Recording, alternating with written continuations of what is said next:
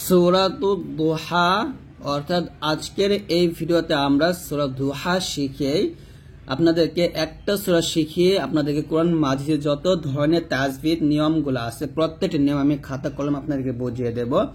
তো আশা করছি আজকের এই ভিডিওটি যদি আপনি সম্পূর্ণ দেখেন তাহলে ইনশাআল্লাহ এই একটা সূরা শিখে আপনারা ইনশাআল্লাহ পুরো কোরআন মাজিদের যত নিয়ম কানুন আছে প্রত্যেকটা নিয়ম কানুন আপনি বুঝতে পারবেন। এর কারণ হচ্ছে এই সূরাতে যে নিয়ম অন্যান্য সূরাতে কিন্তু একই নিয়মের কোনো পরিবর্তন নাই, একইভাবে আমরা সবকিছু পড়ি।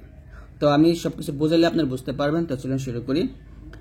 আউযু বিল্লাহি মিনাশ শাইতানির রাজীম। সূরাতুদ দুহা মাক্কিয়াহ। বিসমিল্লাহির রহমানির রহিম। এখানে দেখুন ওয়াও আলিফ জবর আসছে, অর্থাৎ আমরা কিন্তু অনেকে জানি জবরের পরে খালি আলিফ থাকলে এটাকে মাদে হরফ বলা হয়। আমি আগে আপনাদেরকে একটু মাদ নিয়ে একটা আলোচনা করব, কারণ মাদটা খুবই গুরুত্বপূর্ণ। দেখুন আমি কয়েকটা বিষয় নিয়ে একটা আলোচনা করব। প্রথম হলো হরকত। হরকত হচ্ছে যখন একটা জবর থাকবে, একটা জের থাকবে, একটা পেশ থাকবে, তখন তাকে হরকত বলা হবে। আর হরকত উচ্চারণ কি করতে হবে? হরকত উচ্চারণ তাড়াতাড়ি পড়তে হবে, তাড়াতাড়ি। আমরা হরকত কখনো টান দিব না, তাড়াতাড়ি পড়তে হবে। আর মাদ কাকে বলা হবে? মাদ হচ্ছে হরকত উচ্চারণ টেনে পড়াকে বলা হয়। আমি এখানে লিখি মাদ হরকতের উচ্চারণ টেনে পড়াকে বলে, টেনে পড়াকে বলা হয়। অর্থাৎ আমরা যেরকম ভাবে হরকত পড়ছি, যেমন হামজা জবর আ, হামজা জের ই, হামজা পেশ উ, অথবা বাদে লিখলে হবে বা জবর বা, বা জের বি, বা পেশ বু। এটা আমরা টান দেনে আমরা তাড়াতাড়ি পড়ছি। ঠিক একইভাবে মাদ এই হরকত উচ্চারণ যখন আমরা টেনে পড়ব তখনই আমরা এটাকে মাদ বলবো। তো টান আমরা কিভাবে দিব বা টান দেওয়ার অবশ্যই কিছু নিয়ম আছে। নিয়মটা হচ্ছে যখন জবরের পরে এরকম খালি আলিফ আসবে, তারপরে পেশের পর এই জজমালা ওয়াও আসবে, এবং জেরের পর যখন জজমালা ইয়া আসবে, এটা ইয়া লিখছি, জজমালা ইয়া আসবে, তখন ওইটাকে মাদ বলা হবে। মাদ হইলে এক লিফ টানতে হবে, যেমন বা আলিফ জবর বা, বা ওয়াও পেশ বু, বা ইয়াজের বি, এরকম টানতে হবে।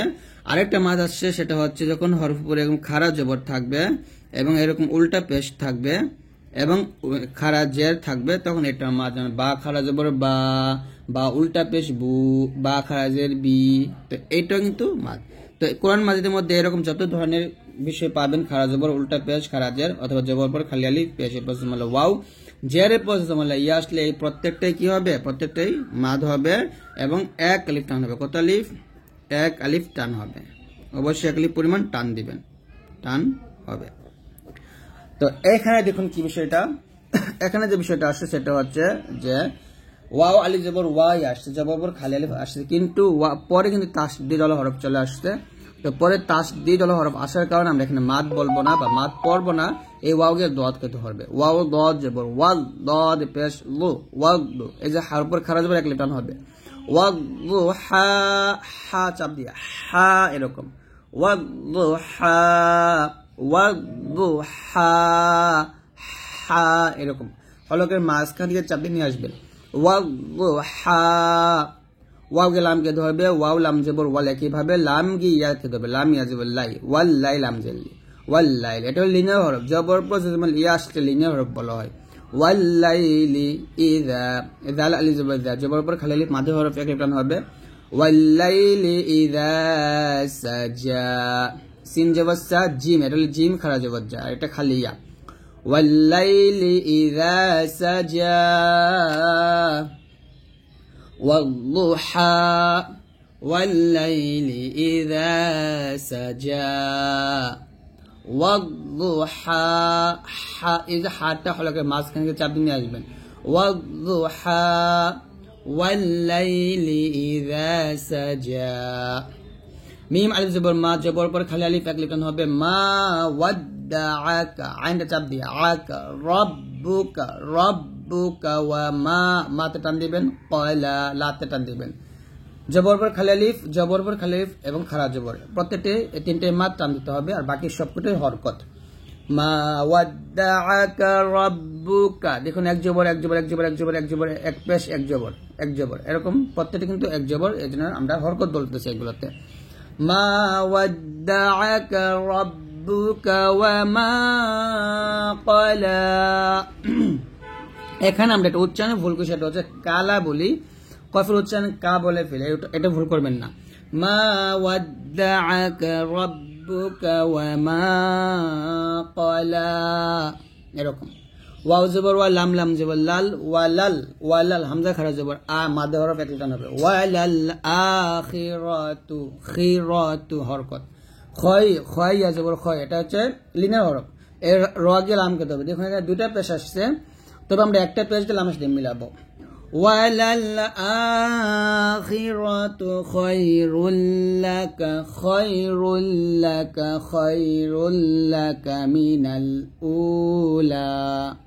মিনাল হামজা ওয়াও পেশ, উ পেশে পর জজমলা ওয়াও এক টান দিবেন, লা এক টান দিবেন। মিনাল উলা ওয়ালাল আখিরাতু খায়রুল লাকা মিনাল উলা, মিনাল উলা। ওয়ালাল আখিরাতু খায়রুল লাকা মিনাল উলা। তারপরে ওয়ালা সাউফা, সিন ওয়াও জবর সাউফা জবর ফা, ওয়ালা সাউফা ইয়া আইন পেশ, ইউ আইন চাপ দিয়ে, তয়া যে তয় জের পর জমলা ইয়া মাদে হরফ। ওয়ালা সাউফা ইউতিকা রাব্বুকা ফাতারদা। দেখুন র সাকিন নিয়ে একটা আলোচনা করতে হয়, কারণ এটা আমরা আমাদের খুবই গুরুত্বপূর্ণ একটা বিষয়। র সাকিন, এই যে এটা হলো র, রর উপর যখন সাকিন থাকবে তখন এটাকে বলা হয় র সাকিন, র সাকিন বলা হয়। তো এই র সাকিন পড়ার নিয়মটা হচ্ছে, যখন র সাকিন এর ডাইনে জবর থাকবে, এই যে জবর, তখন এটা কি হবে, র সাকিন মোটা হবে, র সাকিন মোটা হবে, মোটা হবে। আবার ঠিক একইভাবে এই যে এটা র সাকিন এটা জের হবে, তখন কি হবে, র সাকিন পাতলা হবে, পাতলা পাতলা হবে, ঠিক আছে। এবং যখন র সাকিন এটা পেশ হবে, এই যে র সাকিন এটা পেশ, তখন এটা কি হবে, র সাকিন মোটা হবে। এখান থেকে আমরা বুঝতে পারলাম র সাকিন আগে জবর আসলে মোটা, জের আসলে পাতলা, এবং পেশ আসলে মোটা। ঠিক একইভাবে যখন রর উপরে জবর থাকবে তখন মোটা, র নিচে জের থাকলে পাতলা, রর উপরে পেশ থাকলে মোটা। তো এই চারটা মানে 6টা নিয়ম র সাকিনের ক্ষেত্রে, এই 6টা নিয়ম আপনার মনে রাখবেন সবসময়। তাহলে এখানে আমরা দেখুন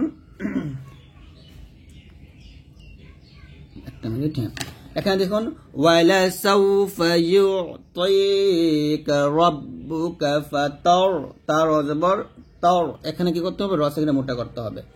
ওয়ালা সাউফা ইউতিকা রাব্বুকা ফাতারদা, ফাতারদা এরকম। তারপর আলাম ইয়াজিদ, ইয়া জবর ইয়া, জিম দাল যে জিদ কলকলা, আলাম ইয়াজিদকা ইয়াতীমান ফাআওয়া। এখানে মিম দুই জবর মাং, একটা লিখফা গুন্না। আপনারা আমার ইকফা গুন্নার ভিডিওগুলো দেখবেন, তাহলে আপনারা গুন্নাগুলো ভালো করে বুঝতে পারবেন। আমি ইকফা গুন্না নিয়ে অনেক ভিডিও করছি, অর্থাৎ নুন সাকিন এবং তানবিনের প্রত্যেকটা গুন্নার ভিডিও দেখবেন। আলাম ইয়াজিদকা ইয়াতীমান, কায়াতীমান, তি টান দিবেন, কায়াতীমান ফাআওয়া। আলাম ইয়াজিদকা ইয়াতীমান ফাআওয়া। ওয়াওয়াজাদাকা দাল্লান ফাহাদা। এইখানে হচ্ছে আমরা দতে 4 টান দিয়ে লামকে ধরবো, অর্থাৎ যদি আপনি কোন মাদের মধ্যে এরকম পান জবর পর খালি আলিফ, এটা মাদ, অথবা মাদের হরফের উপরে যখন মোটা চিহ্ন পাবেন, পরে তাসদীদ আল হরফ পাবেন, তখন সেই মাদের 4 টান দিয়ে তাসদীদ আল হরফটাকে ধরতে হবে। ওয়াওয়াজাদাকা দাল্লান, লাং ইকফা গুন্না, ওয়াওয়াজাদাকা দাল্লান ফাহাদা ووجدك عائلا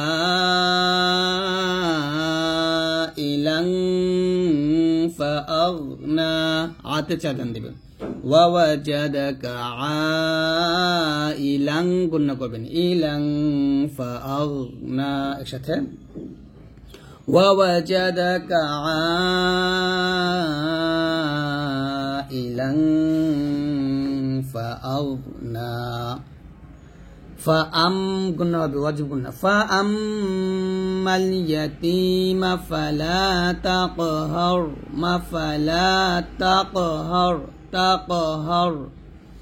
فأما اليتيم فلا تقهر وأما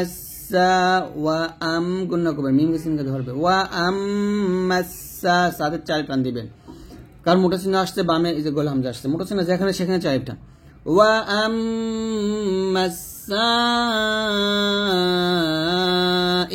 فلا تنهر রাসেল মোটা تنهر وأما